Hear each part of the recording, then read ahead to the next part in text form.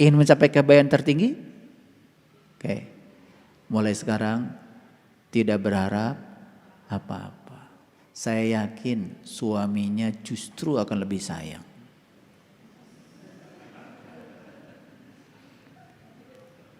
Makanya diam itu emas. Iya. Jangan usil, jangan komentar, diam aja. Karena diam itu emas. Ya? Iya. Makanya kalau istri minta emas, biasanya suami diam.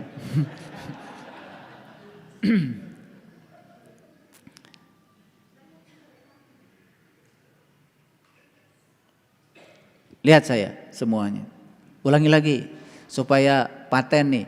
Saya tidak bahas banyak hari ini. Yasin. Di mana Yasin? Sini. Nurullah, Nur Muhammad, Nur Insan. Brahma, Wisnu, Siwa. Sukma Kawaka, Sukma Sejati, Sukma. Terserah nyebutnya mau apa, gak peduli. Mau nyebutnya Bapa, Putra, Roh Kudus, gak peduli. Karena sesungguhnya Tuhan sendiri tidak pernah memberi nama pada dirinya. Yang ngasih nama Tuhan, kita-kita juga. Yang ribut, kita-kita juga. Yang berantem, kita-kita juga. Luar biasa ya kita ini. Yang bilang ini rumah Tuhan, kita. Yang bilang itu rumah saya, kita. Aneh manusia itu ya. Dia bikin 2 rumah. Satu rumah buat tempat tinggal, disebut rumah saya. Satu bikin rumah buat sholat, disebut rumah Tuhan. Tuhan nanya, sejak kapan itu rumah Tuhan? Bukannya itu rumah buatan kamu sendiri. Semennya sama, temboknya sama. Kamu sendiri yang ngasih rumah. Itu rumahmu, ini rumah Tuhan. Tuhan bilang, aku tidak tinggal di situ. Langit dan bumi tidak akan cukup menampung zatku, tapi kalbunya orang yang beriman, itulah rumahku. Qalbul mu'min baitullah. Gitu, itu rumah Tuhan yang sebenarnya di situ. Malah rumah itu jarang dikunjungi. Kalau sudah ke rumah yang buatan sendiri, yang disebut rumah Tuhan dalam tanda kutip oleh kita sendiri, sombongnya luar biasa. Betul nggak? Mulai ngomongin yang tidak pernah masuk ke rumah itu. Gitu kalian beragama, gitu-gitu aja. Ulangi lagi. Yasin. Di mana Yasin? Ayo. Ya itu wahai sin, wahai sin, wahai sin, temukan sin dalam dirimu. Wal Qur'anil Hakim. Sesungguhnya itu adalah bacaan yang membuat saya menjadi bijaksana. Innaka laminal mursalin. Aku lihat semuanya adalah utusan semesta. Cinta kasih semesta. Yang diinginkan, yang tidak diinginkan itu adalah utusannya. Cinta kasih yang luar biasa. Kita melihat baik dan buruk berdasarkan diingini atau tidak diingini. Betul? Disebut baik kalau cocok dengan keinginanmu. Disebut buruk kalau tidak cocok dengan keinginanmu. Padahal kata Tuhan, apa yang disebut baik olehmu belum tentu baik bagimu. Apa yang disebut buruk olehmu belum tentu buruk bagimu. Tetapi Tuhan mengatakan yang disebut baik dan buruk olehmu, yakin kalau itu terjadi padamu, itu cinta kasihku dan itu baik bagi dirimu. Itu sudut pandang Tuhan. Jadi sekarang kita mendapatkan satu pelajaran. Ternyata semua utusan yang datang kepada kita, yang kita ingini, yang tidak kita ingini, kalau sudah selesai kita terima dan tidak ada penolakan lagi. Semuanya itu membawa kita ala syiratim mustaqim. Siapa sih ya yang menurunkan itu? Siapa yang menurunkan itu? Siapa yang menurunkan itu? Baca dong ayat selanjutnya. Tanzilal azizir rahim. Diturunkan oleh yang maha perkasa lagi maha penyayang. Keren banget. Jadi diturunkannya itu oleh, lihat saya semuanya. Kenapa kata-katanya kok aziz dan rohim?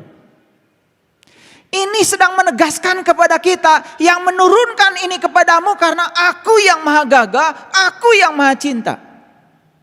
Jadi atas dasar cintanya itu semua terjadi pada diri. Ada orang korupsi, masuk penjara. Ketika di luar penjara, dia bebas tubuhnya. Tetapi belum tentu bebas jiwanya. Ketika masuk penjara, dia tidak bebas tubuhnya. Tapi siapa tahu dia bebas jiwanya. Di penjara dia menemukan pencerahan. Di penjara ada titik balik. Bukankah itu utusan? Bukankah di situ dia sedang ditarik oleh siapa? Oleh Tuhan yang menurunkan utusan itu. Karena dia maha gagah, dia maha cinta. Ngerti sekarang? Ketika kita melihat Quran dengan mata, kita hanya melihat kata-kata. Ketika kita melihat Quran dengan otak, kita hanya melihat dia sebagai pengetahuan. Ketika kita melihat kitab suci dengan hati, kita melihat cinta. Sudah bisa melihat cinta di sini? Karena apa? Kita membacanya dengan hati. Apalagi ketika kita melihatnya dengan segenap jiwa kita, kita sudah bertemu dengan dia.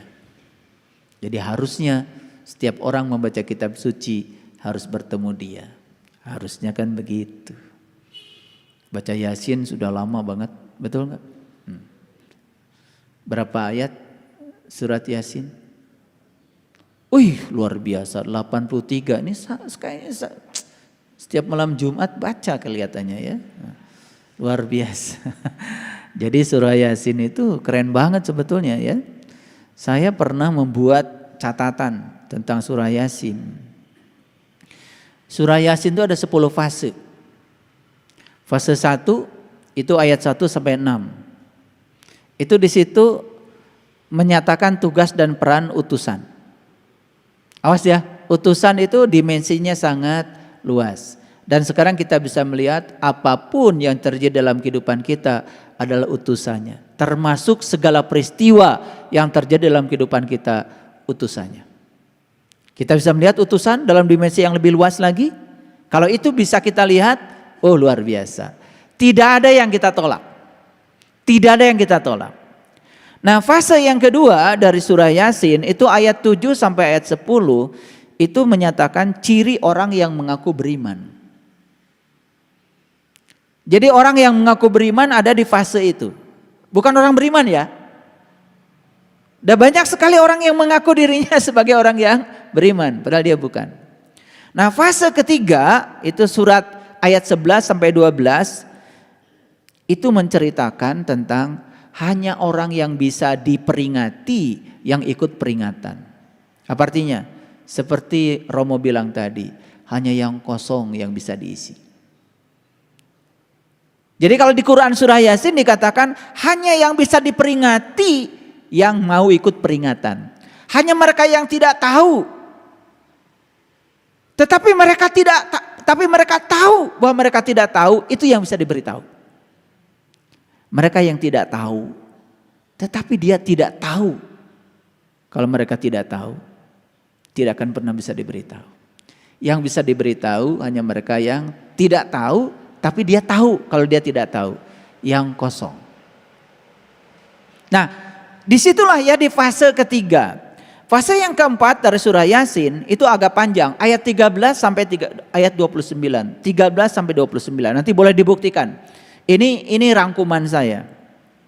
Disitulah terjadi dialog antara kita dengan diri sejati kita. Di situ ada dialog. Ayat 13 sampai 29. Nah, fase yang kelima ayat 30 sampai 32 itu ada penyesalan terhadap orang-orang yang memperolok-olok utusan. Ngerti maksudnya? Memperolok-olok utusan itu artinya apa? Jadi dia itu menolak sebetulnya pada semua utusan.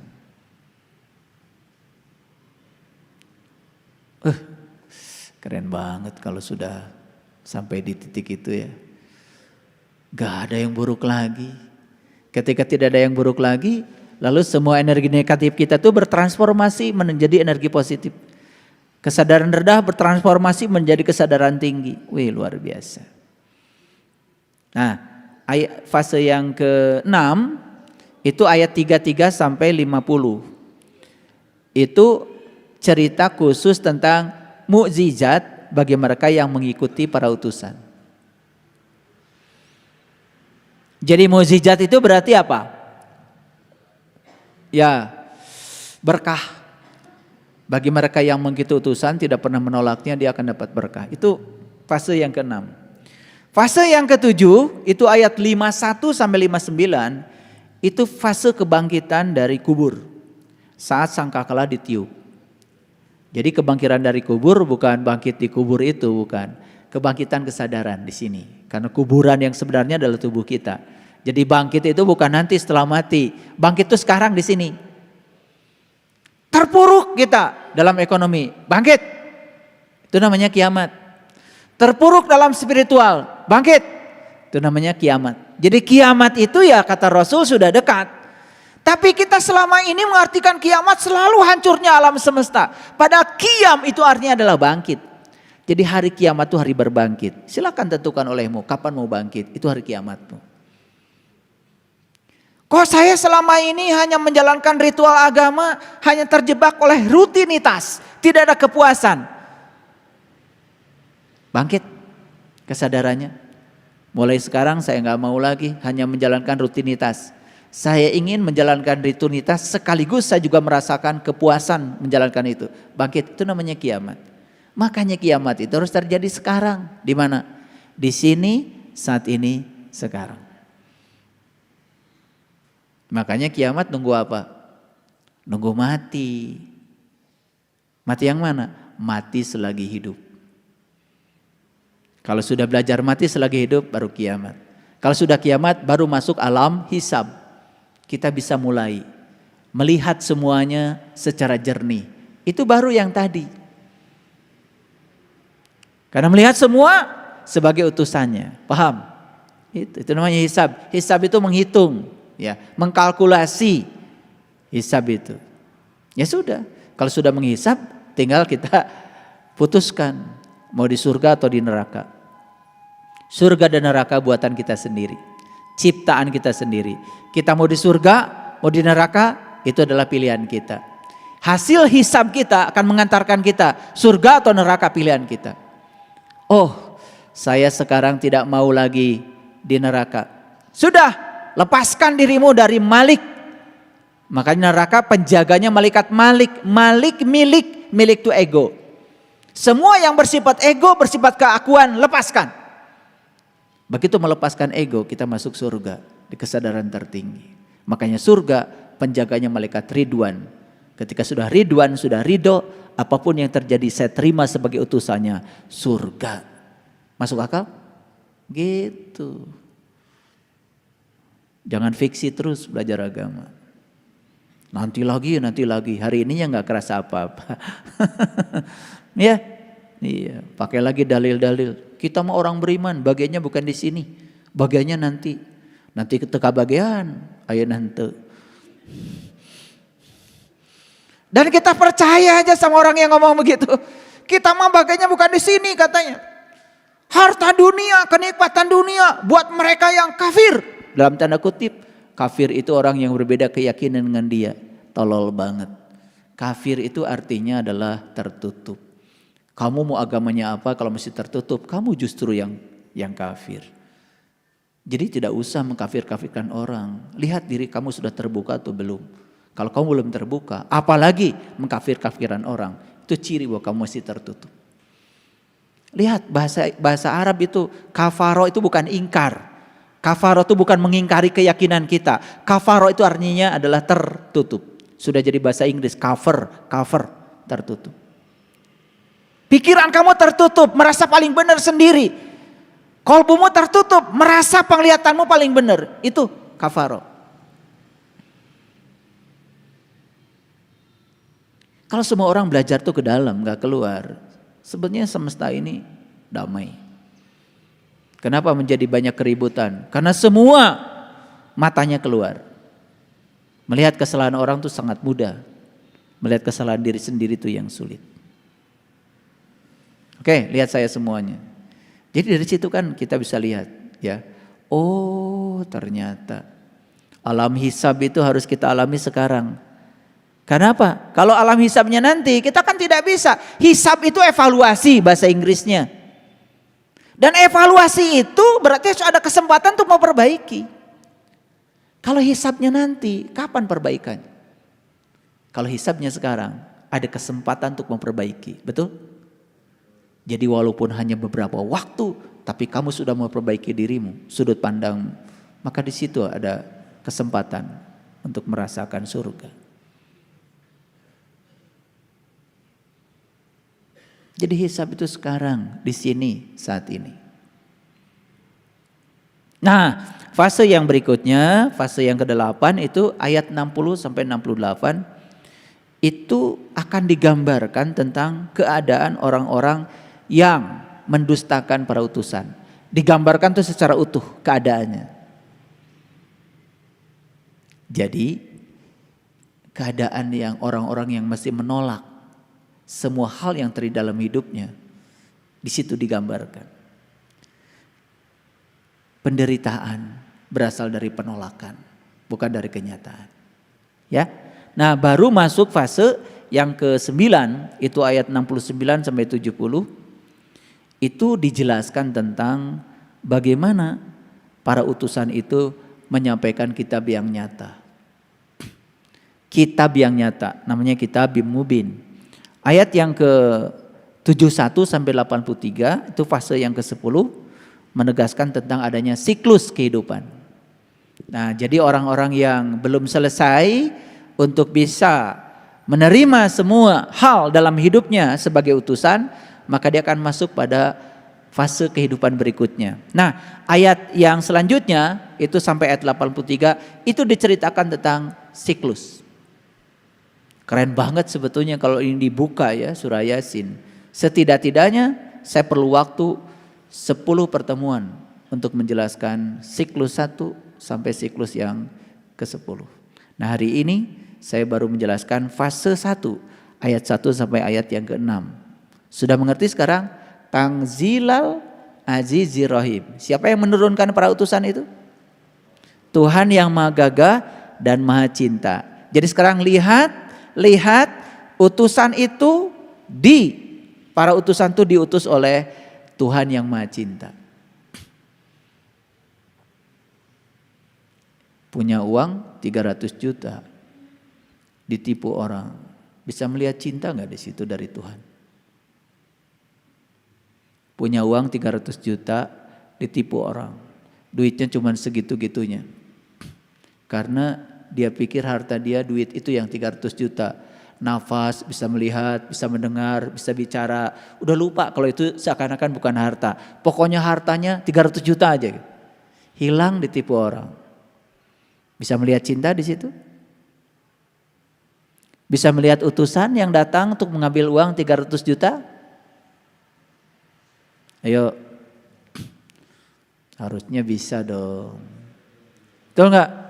Iya, siapa tahu uang 300 juta itu kalau di tangan kita mencelakakan kita. Diambil sama yang punya karena dia mengutus itu kan karena cinta. Tangzilal Azizir Rahim. Karena cintanya begitu luar biasa kita diselamatkan. Karena penglihatan kita berbeda dengan penglihatannya. Aduh, kalau kita percaya semua yang terjadi adalah kebenaran, tidak ada yang kita tolak. Makanya orang yang sudah di tingkat ini kesadarannya tidak pernah hidup dengan apa yang seharusnya. Hidup saja dengan apa adanya. Karena yang ada adalah apa adanya. Jadi percaya sekarang bahwa yang menderitakan kita itu adalah harapan-harapan kita. Pengen begini, pengen begitu. Makanya mulai tahun depan gak usah bikin resolusi tiap tahun baru. Hidup aja secara spontan.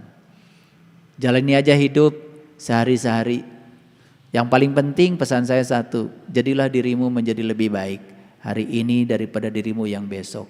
Tidak usah menjadi lebih baik dari siapapun. Tidak penting. Tidak usah kau bandingkan dengan siapapun. Gak penting. Tidak usah menjadi yang terbaik dibandingkan siapapun. Tidak usah. Hidup bukan kompetisi. Hidup itu adalah mitra. Ulangi lagi. Hidup bukan kompetisi. Tapi hidup adalah mitra. Dengan siapa kita bermitra? Dan orang baik? Yes. Dan orang tidak baik? Yes. Dan orang yang sabar? Yes. Yang tidak sabar? Yes.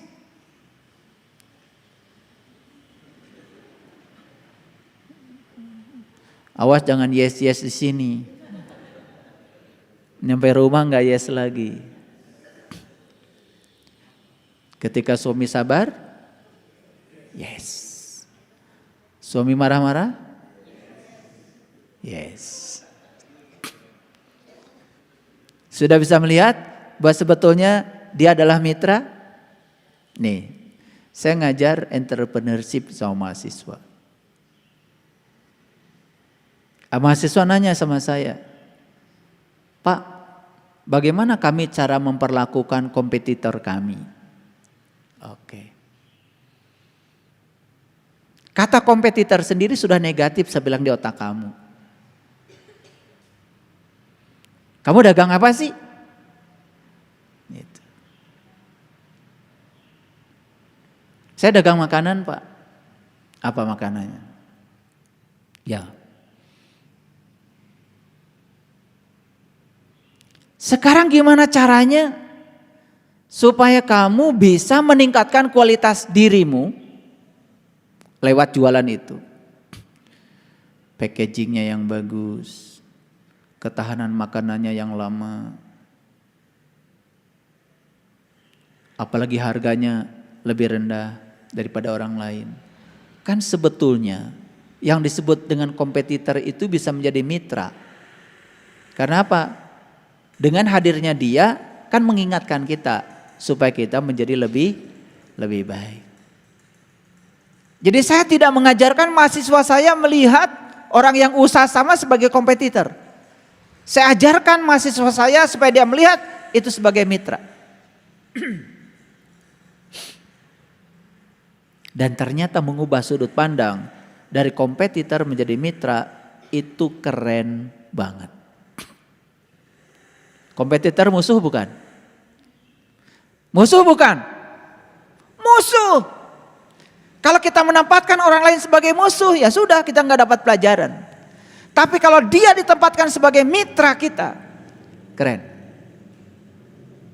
Ayo, pulang ke rumah nanti bikin daftar mitra dalam kehidupan.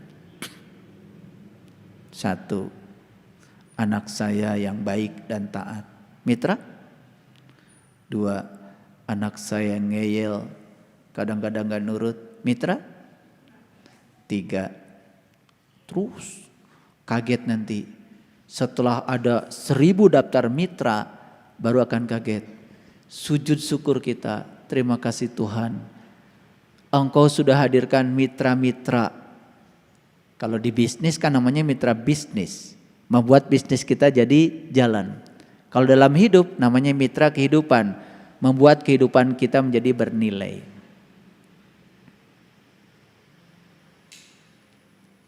Selanjutnya pertanyaan saya, mungkin gak kita berterima kasih pada mitra-mitra kita? Mungkin gak? Terima kasih karena kehadiran Anda, bisnis saya menjadi luar biasa. Terima kasih karena kehadiran Anda, kehidupan saya menjadi indah dan menyenangkan. Siap? Itu ujungnya. Kita akan berterima kasih pada mereka. Wih, keren banget. Ada di situ musibah? Ada di situ berkah? Tidak ada musibah, tidak ada berkah. Semua adalah kebaikan dan cinta. Tangzilal Azizir Rahim. Keren gak kalau kayak gitu? Lihat ayat selanjutnya. Ini baru fase yang pertama. Litundiro qaumam ma udira aba'uhum fahum ghafilun. agar kamu memberi peringatan kepada orang-orang yang oleh bapak-bapak mereka belum pernah diberi peringatan. Karena itu mereka lalai. Lalai pada siapa? Lalai pada Yasin. Lalai pada utusan. Tidak melihat dia sebagai cinta kasih Tuhan. Lalai. Betul nggak? Banyak yang lalai? Banyak banget. Makanya kita ini kan sudah kadung hidup dalam lingkungan yang dikotomi. Ini berkah, ini musibah, ini baik, ini buruk, ini benar, ini salah. Rame nggak sekarang di Indonesia ini? Apa aja jadi rame. Karena semua orang berhak menjadi hakim. Semua orang seperti berhak untuk memberikan penilaian pada apapun. Tuh. Kok saya jarang ya melihat di negeri ini yang bijaksana melihat sesuatu. Menenteramkan kek. Apalagi menganggap dirinya sebagai tokoh agama kek. Tokoh apa saja sih tokoh. Kenapa tidak membuat statement yang adem gitu? Biar rakyat ini gak usah terlalu ditarik-tarik pada konflik. Biarkan rakyat ini menjalani kehidupan dengan penuh sukacita dan kebahagiaan. Jangan rakyat ini kemudian terus-menerus jadi tarik-tarik untuk terlibat dalam sebuah konflik kepentingan yang dibangun oleh para elit. Kenapa sih? Baik, 6 ayat sudah bisa sekarang? Ulangi lagi. Yasin wal Qur'anil Hakim innaka laminal mursalin ala siratim mustaqim tanzilal azizir rahim litundira qauman ma undira aba'uhum fahum ghafilun. Jadi ini peringatan dari saya. Mungkin saja oleh bapak-bapakmu belum pernah diingatkan, saya ingatkan supaya ini ya membuat kita menjadi tidak lalai. Paham sampai di sini? Baik. Jadi puncaknya kebahagiaan tadi apa? Tidak berharap apa-apa. Apakah kebahagiaan itu tanpa masalah? Apakah kebahagiaan itu bukan karena tak ada masalah? Masalah mah selama hidup tetap aja ada. Ya. Tetapi kalau sudah bahagia, kita menjadi lihai untuk mengurus semua masalah. Jadi kalau begitu, bahagia dulu, teman datang, atau teman datang dulu bahagia? Bahagia dulu, pasti teman datang. Jangan teman datang baru bahagia. Kalau ke teman gak datang berarti tidak bahagia, rugi. Bahagia dulu, punya rumah bagus, atau punya rumah bagus dulu, baru bahagia. Oke, bahagia dulu baru sukses, atau sukses dulu baru bahagia? Oke, bahagia dulu atau punya duit banyak dulu? Kalau orang yang bahagia pasti duitnya banyak. Saya yakin orang yang bahagia itu duitnya banyak. Ya, karena apa? Rezeki tidak selalu uang. Rezeki tidak selalu uang. Orang yang bahagia itu pasti sehat. Betul nggak? Senyumnya merekah, penuh sukacita. Ya, oleh karena itu saya mengingatkan kepada kita semua ya bahwa kita ini diberi oleh semesta itu 2 tangan. Berapa tangan? 2 tangan. Tahu nggak kedua tangan itu buat apa? Buat apa? Buat apa? Berbuat nggak jelas. Coba kalau ngomong tuh yang jelas. Berbuat apa? Belajar ngomong tuh yang jelas. Kita diberikan 2 tangan. 1 tangan untuk menolong diri kita sendiri, 1 tangan untuk menolong orang lain. Berapa tangan? 1 buat menolong diri sendiri, 2 buat menolong orang lain. Jangan lupa, kita diberi 2 tangan. 1 untuk menolong diri sendiri, 1 untuk menolong orang lain. Awas, kedua tangan hanya ngurusi dirimu sendiri aja. Lucu. Dan orang yang hidupnya hanya berorientasi pada diri sendiri tidak akan bahagia. Karena bahagia itu menolong orang. Ya? Oke. Jadi mari kita gunakan kedua tangan kita untuk menolong diri sendiri dan menolong orang lain. Nah, dari kajian kita hari ini kita sarikan dulu, oh ternyata dalam hidup ini semua yang terjadi adalah kebenaran. Di setiap kebenaran ada pesan tersimpan yang sedang disampaikan pada kita. Pesan itu adalah cara untuk membuat kita menjadi semakin matang, semakin bijaksana, semakin dewasa. Karena ada orang yang umurnya tidak sesuai dengan kedewasaan jiwanya. Ada orang yang umurnya tidak sesuai dengan kematangan pikirannya. Jadi marilah kita berkembang dua-duanya. Tubuh kita berkembang semakin tua, semakin dewasa. Kematangan jiwa kita pun berkembang semakin matang. Nah, ketika kita menemukan keserasian itu, maka kita akan menua dalam keadaan kuat. Insyaallah, tidak menua dalam keadaan lemah. Nah, itu yang bisa saya sampaikan, pesan saya hari ini. Semoga semua yang saya sampaikan menjadi berkah. Dan sekali lagi, ini adalah pedoman untuk menjalani kehidupan agar kita menemukan kebijaksanaan. Tapi kebijaksanaan tidak bisa dicapai dengan mendengarkan kata-kata saya. Kebijaksanaan hanya akan terjadi kalau kalian mempraktekkan semua kata-kata saya. Sekali lagi, mempraktekkan semua kata-kata saya. Terima kasih. Assalamualaikum warahmatullahi wabarakatuh.